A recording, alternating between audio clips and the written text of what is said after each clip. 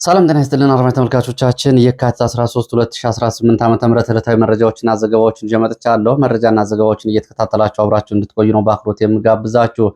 መከላከያ ሰራዊት ወደ ሰሜን ኢትዮጵያ ለግዳጅ መንቀሳቀሱን ተከትሎ አንዳንድ ካምፖችንና እንዲሁም ደግሞ ወታደራዊ ሰፈሮችን የኦነግ ሸኔ ታጣቂዎች ማጥቃታቸውን የሚገልጹ መረጃዎች እየወጡ ነው የሚገኙት። ከአዲስ አበባ በቅርብ ርቀት በሚገኙ ዋና ዋና አውራ ጎዳና መንገዶችና እንዲሁም ደግሞ ከተሞች ላይ ኦነግ ሸኔ ታጣቂዎች ጥቃት ፈጽመዋል። ከተሞችን ተቆጣጥረዋል። ወታደራዊ ካምፖችን አውድመዋል። ይሄ መከላከያ ሰራዊቱ እንግዲህ መሀል ሀገር ወደ ሰሜን ኢትዮጵያ ለግዳጅ መንቀሳቀሱን ተከትሎ ኦነግ ሸኔ ኃይሉን እያጠናከረ መከላከያ ሰራዊቱ የለቀቃቸውን ቦታዎች እየተቆጣጠረ በሚሊሻና በአካባቢው የጸጥታ በጋቸና ሴርና እና በተለያዩ የክልሉ የጸጥታ አደረጃጀቶች ላይ ጉዳት እያደረሰ መሆኑን የሚያሳዩ መረጃዎችን ጨምሮ በተለያዩ አካባቢዎች ያሉ አሁናዊ መረጃዎችን ወደ እናንተ በዝርዝር አደርሳለሁ። በሰሜን ኢትዮጵያ አዳዲስ መረጃዎች አሉ። እንደዚሁም ደግሞ ብልጽግና ወደ ስልጣን ከመጣ ጊዜ ጀምሮ ከ7 እስከ 9 ጊዜ በሚሆን ሁኔታ ውድመትና ቃጠሎ ያስተናገደችው አጣዬና አካባቢው ዛሬም እንደዚሁ የአካባቢው ታጣቂዎች በኦሮሞ ብሔረሰብ ዞን ከአካባቢው የተነሱ ታጣቂዎች ማለት ነው በርካታ አርሶ አደሮች ንብረት አውድመዋል፣ ከተሞችን አቃጥለዋል፣ በንጹሃን አርሶ አደሮችንም ገድለዋል። ጉዳዩን የተለየ የሚያደርገው ደግሞ በአካባቢው ፋኖን ትከላከላላችሁ በሚል በኦሮሞ ብሔረሰብ ዞን ለሚገኙ ሚሊሻዎች እና እንዲሁም ደግሞ የኦነግ ሸኔ ታጣቂዎች ከመከላከያ መጋዘን ወጥቶ የተሰጣቸው የጦር መሳሪያ የኃይል ብልጫ እንዲኖራቸው አድርጓል። በአንጻሩ ደግሞ በአካባቢ የሚኖሩ የሰሜን ሸዋ ኤፍራታ ግድም ወረዳ አርሶ አደሮች ደግሞ የፋኖ ደጋፊ ናችሁ በሚል ትጥቃቸውን እንዲያወርዱ መደረጉንና ከፋኖ ጋር በተያያዘ ብዙዎቹ መገደላቸውን ተከትሎ እነዚህ ታጣቂዎቹ ስልታዊ በሆነ መንገድ ከአንዳንድ ወታደራዊ አዛዦችና እንዲሁም ደግሞ መከላከያ አዛዦች የሚሰጣቸው ድጋፍ አማካኝነት ይህን ጥቃት እየፈጸሙ ነው። በቡድን መሳሪያዎች ታገዘ ጥቃት ነው። ይህንን በተመለከተ ዝርዝር መረጃ ይዣለሁ። ዛሬም ብዙ መንደሮች መቃጠላቸውን የሚገልጽ መረጃ ነው። ይህንን ቀድመው እንግዲህ አንዳንድ አክራሪ ኦሮሞ ሚዲያዎች ጉዳዩን ጾም ስለተጀመረ በአካባቢ በሚገኙ የእነሱ ታጣቂዎች ላይ ጥቃት እንደተከፈተ አድርገው ጉዳዩን ሲዘግቡት ታይቷል። እውነታውን በተመለከተ ከአካባቢ የወጡ መረጃዎችን አደርሳችኋለሁ። በተለያዩ አካባቢዎች ያለው ሁኔታና እንዲሁም ደግሞ በአገር አቀፍ ደረጃ ለህልውና በሚል ዘመቻ ጥሪ ተላልፏል። ይህንን እንግዲህ ለመከላከያ ሰራዊቱ ቀደም ብሎ ከተላለፈው ዳግም የመቀላቀል ጥሪ ባሻገር አሁንም በብልጽግና እንደዚሁ ለህልውና ዘመቻ በሚል አዲስ ጥሪ ተላልፏል።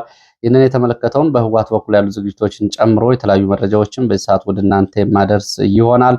በአፍሪካ ቀንድም እንደዚሁ አዳዲስ ጉዳዮች አሉ።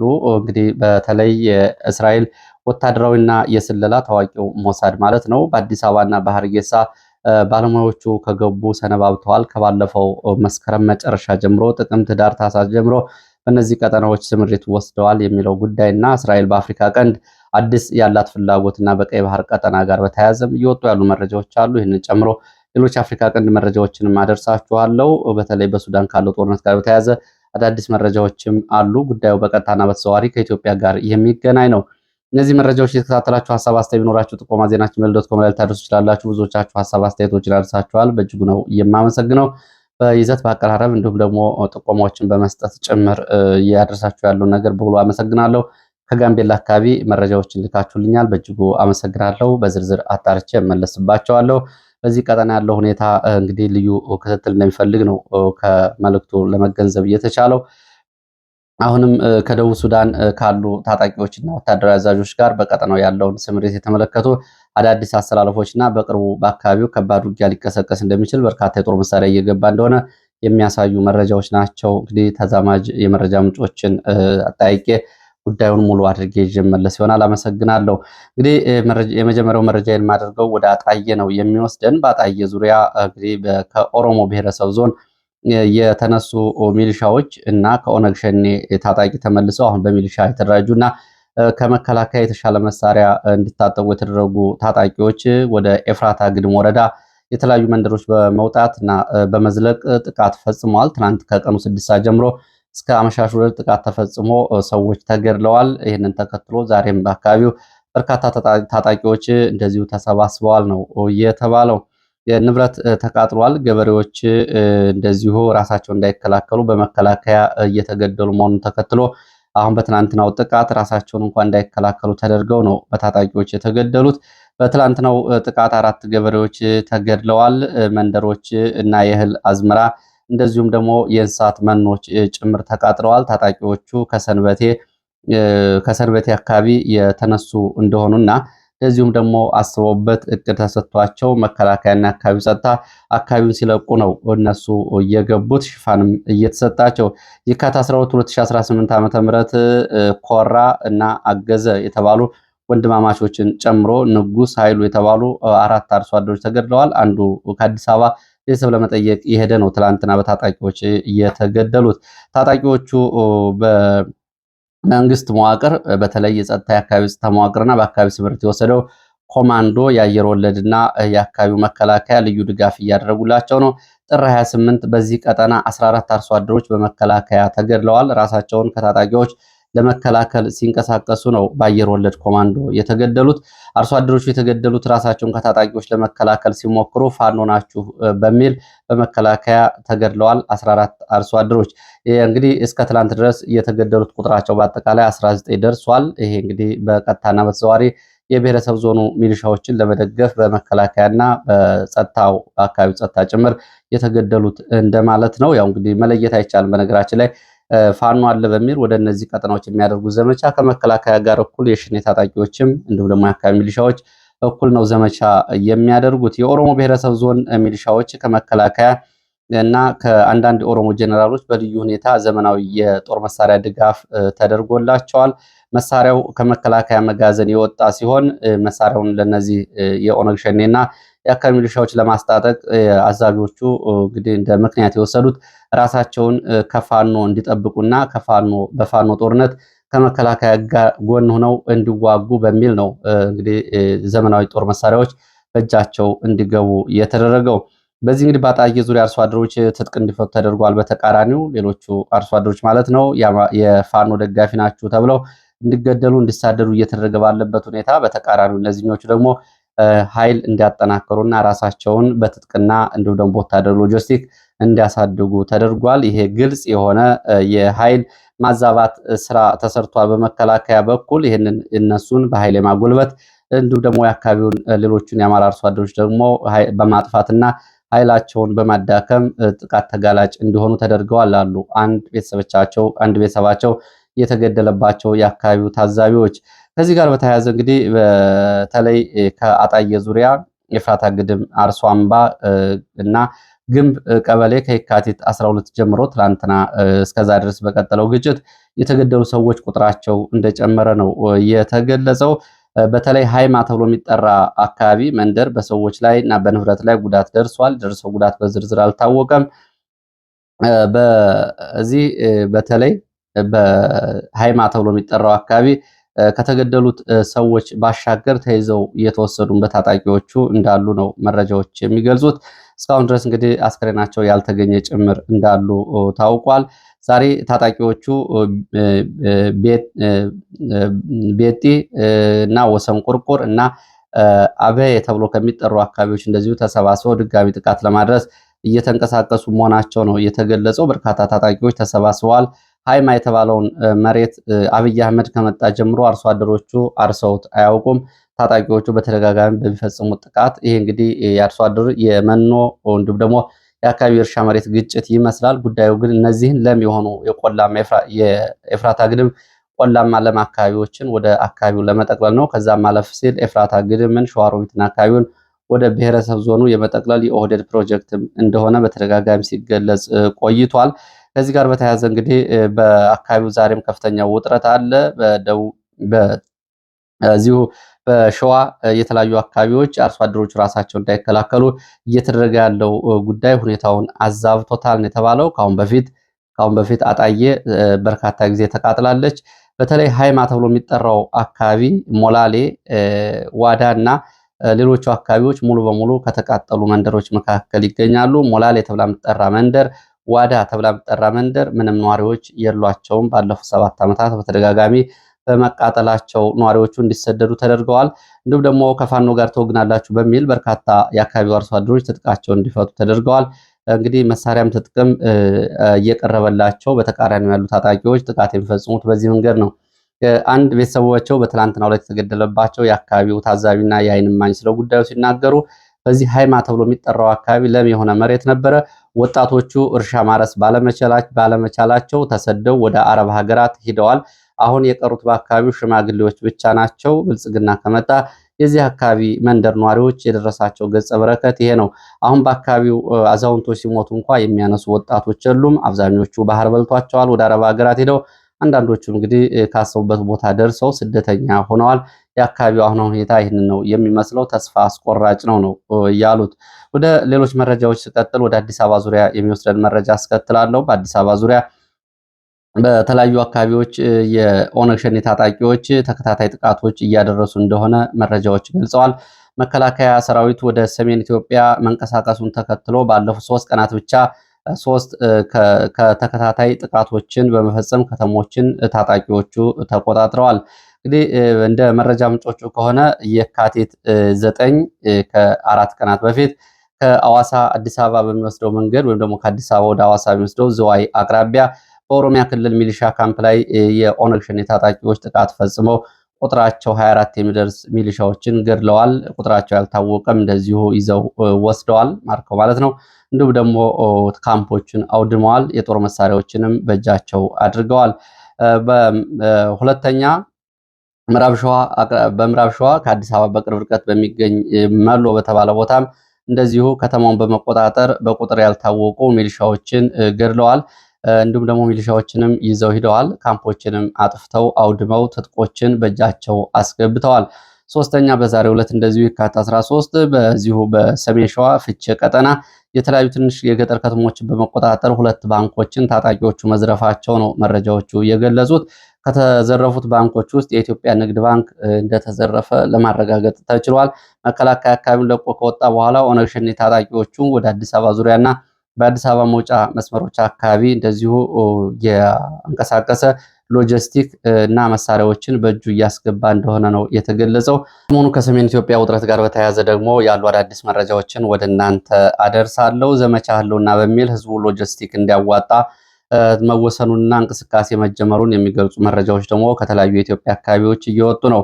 ከየካቲት 14 ጀምሮ በመላ ኢትዮጵያ ዘመቻ ህልውና በሚል ወደ ሰሜን ኢትዮጵያ ለተንቀሳቀሰው ሰራዊት የሎጂስቲክ ድጋፍ እንዲደረግ ስለመወሰኑና የሎጂስቲክ ድጋፍ ለማሰባሰብ በየአካባቢው የሚገኙ የብልጽግና የጸጥታና የፖለቲካ መዋቅር በየአካባቢያቸው ይህንን እንዲያሰባስቡ ትዕዛዝ መሰጠቱ ነው የተገለጸው። በመላ ኢትዮጵያ የብልጽግና ካድሬዎች ህዝቡን እየሰበሰቡ ኮሚቴ እያቋቋሙ እንደሆነ የወጡ መረጃዎች ያሳያሉ። ይሄ በተቃራኒው በህወሓት በኩልም እንደዚሁ ዘመቻ መከታና ዘመቻ ሉዓላዊነት በሚል በትግራይ የደረቅ ሬሽን ማሰባሰብ ዘመቻም እንደዚሁ እስከ የካቲት 15 እንዲጠናቀቅ እንደዚሁ ትዕዛዝ መሰጠቱንም መረጃዎቹ ገልጸዋል። በዚህ በትግራይ 13 ቢሊዮን ብር ለማሰባሰብ እቅድ የያዘው ህወሓት እስካሁን ድረስ ከ2 ቢሊዮን ብር ገደማ በላይ መድረስ አልቻለም የሚሉ መረጃዎችም ወጥተዋል። ከዚህ ጋር በተያያዘ 25 ኪሎ ግራም ዱቄት በነፍስ ወከፍ በትግራይ እያንዳንዱ ሰው እንዲያሰባስብና ለታጣቂዎቹ የወታደራዊ ሎጂስቲክ እንዲያቀርብ ትዕዛዝ ተሰጥቷል። ከዚህ ጋር በተያያዘ ዛሬ ከትግራይ የወጣ አንድ ሌላ መረጃ ምንድን ነው? የእርዳታ መጋዘኖች ላይ እንደዚሁና ከመጠለያ ጣቢያዎች ላይም የእርዳታ እህል ስለመዘረፉና ስለመሰብሰቡ የሚገልጽ ነው። ይህንን መረጃ ያደረሱት የመረጃ ምንጭ ከተረጂዎች ላይ እንደዚሁ እርዳታ ተወስዷል።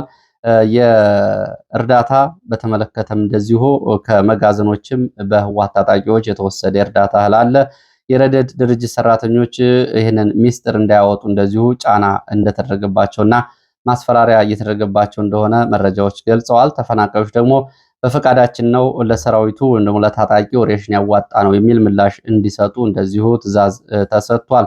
እንግዲህ የተዘረፈ መጋዘን በሚል ወይም ደግሞ የተዘረፈ የእርዳታ እህል የሚለውን በተመለከተ የረድኤት ድርጅት ሰራተኞች ሪፖርት ማድረጋቸውንና በጉዳዩ ላይ የማጣራት ስራዎች እየተሰሩ እንደሆነ ነው መረጃ ምንጮቹ እየጠቆሙት።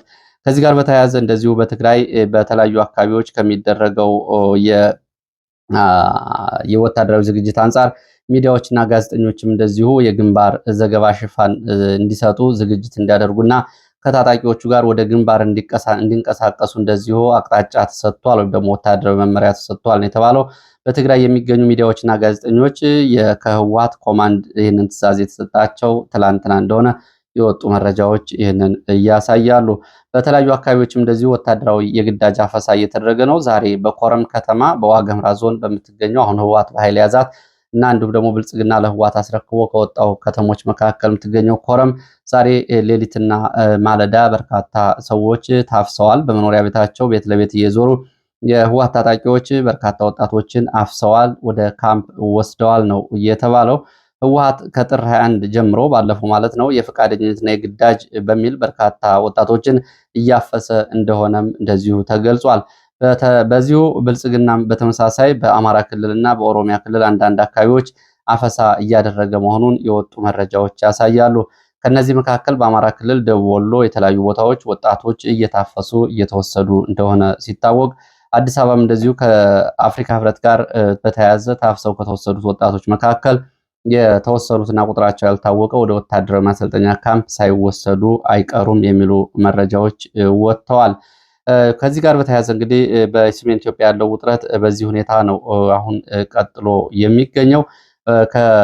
ይሄ የሆነ ባለበት ሁኔታ ኢታማጆር ሹም ፊልድ ማርሻል ብርሃኑ ጁላ እና ምክትሉ ጀነራል አበባው ታደሰ በሐዋሳ ከተማ ዛሬ በመገኘት ሰራዊቱ ለብሔራዊ ጥቅም ሲባል ግዳጅ ቀጠና እንደገባ ገልጸዋል ነው የተባለው። በዚህ በኩል እንግዲህ የልዩ ዘመቻዎች ወይም ደግሞ ስፔሻል ኦፕሬሽን የሚባለው የመከላከያ ኃይል የተለየ ግዳጅ እንዳለበትና ለዚህ ግዳጅም እንደዚሁ ስምሪት መውሰዱ አብሮ ገለጻ ተደርጓል። እንግዲህ የደንብ ወይ ደግሞ የአርማ ምረቃ በሚል ላይ ነው ሁለቱ ኢታማጆር ሹም ምክትሉና ዋናው ይህንን የተናገሩት። እንግዲህ ከዚህ ሰሞኑን በዚህ በሰሜን ኢትዮጵያ ያለው አጠቃላይ ውጥረት በቀጠለበት ሁኔታ ዛሬ ይህንን ተናግረዋል ተብሏል። እንግዲህ 2/3ኛው የኢትዮጵያ ኃይል ወደ ሰሜን ኢትዮጵያ ተንቀሳቅሷል። ካሉት እንግዲህ ውስን አካባቢዎች ውስን ሰራዊት ነው ያለው። በህወሓት በኩልም እንደዚሁ ያለው ዝግጅት እንዳለው ነው። በትላንትናው ዕለት መከላከያ ሰራዊቱ ካውንስል ከህወሓት ቀጥሎ ባህር በር የሚል ውሳኔ ማስተላለፉንም እንደዚሁ የወጡ መረጃዎች ያሳያሉ። ሌላው መረጃችን ወደ አፍሪካ ቀንድ የሚወስደ መረጃ ነው። ከአፍሪካ ቀንድ መረጃዎች መካከል የሱዳኑ ፈጥኖ ደራሽ ኃይል መሪ ወደ ዩናይትድ አረብ ኤሚሬትስ አቅንቷል የሚለው መረጃ ነው። ከዩናይትድ አረብ ኤሚሬትስ ወደ አፍሪካ የተመለሰው ደግሞ በኬንያና በካምፓላ በኩል መሆኑን መረጃዎች ጠቁመዋል። ኬንያና ካምፓላ በነበረበት ጊዜም እንደዚሁ ከሁለቱ ሀገራት የካምፓላና የናይሮቢ ባለስልጣናት ጋር እንደዚሁ ውይይት ማድረጉን ሚዲያዎች እየዘገቡ ነው የሚገኙት።